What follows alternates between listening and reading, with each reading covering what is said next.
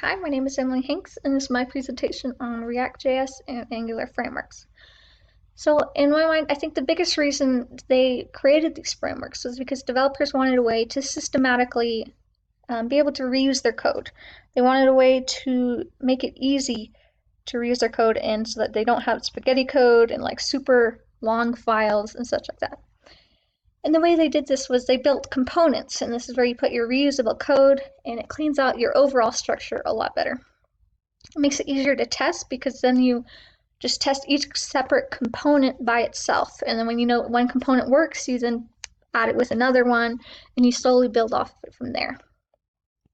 And finally, these are used to build single-page applications. This is where when the user enters a website, all the loading is done initially, or at least enough of it so that when the user clicks through the different tabs, it doesn't reload the website, and the user doesn't have to wait.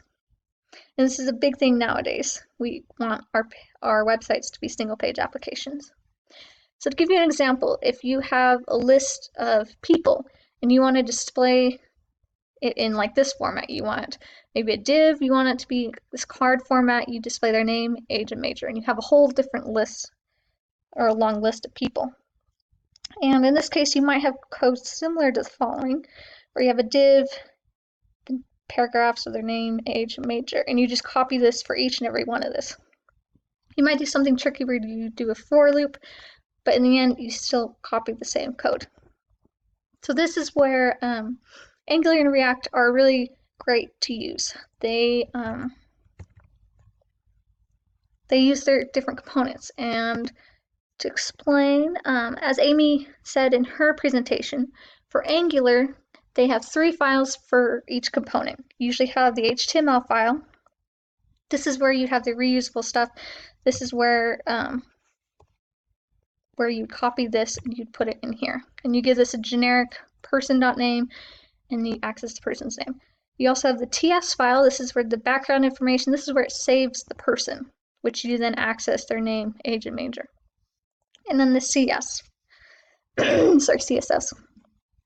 And you present this by in your list here, you're going to print off your person.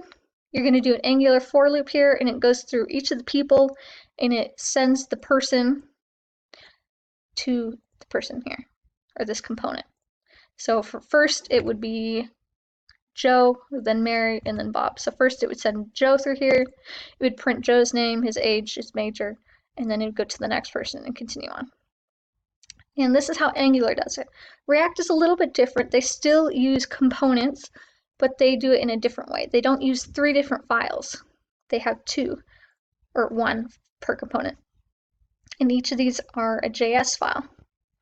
And here, this one's in function format. You could also have it in class format, and there's reasons why you do both.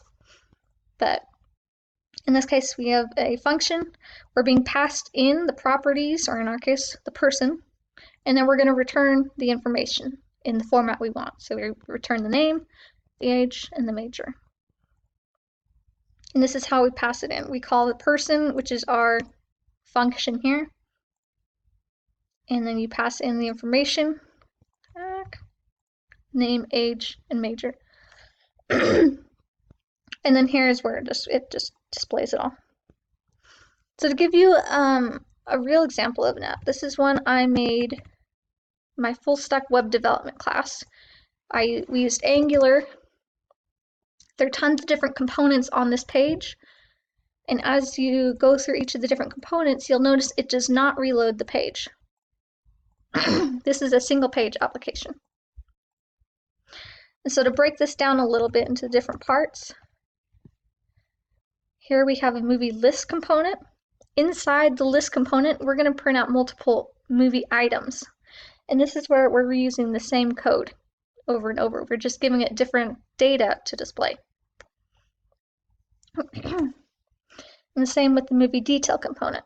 We use the same component, we are just changing the data that we give it, and this allows you to reuse a lot of the code. And the reason why you'd want to use this is it's a very marketable skill. Most companies I know are using Angular and React to develop their websites, and they do this to make single-page applications, which are very popular nowadays. Another great thing is you don't have to spend as long testing because you can generally find the problem pretty quickly as you work through each component and test each one.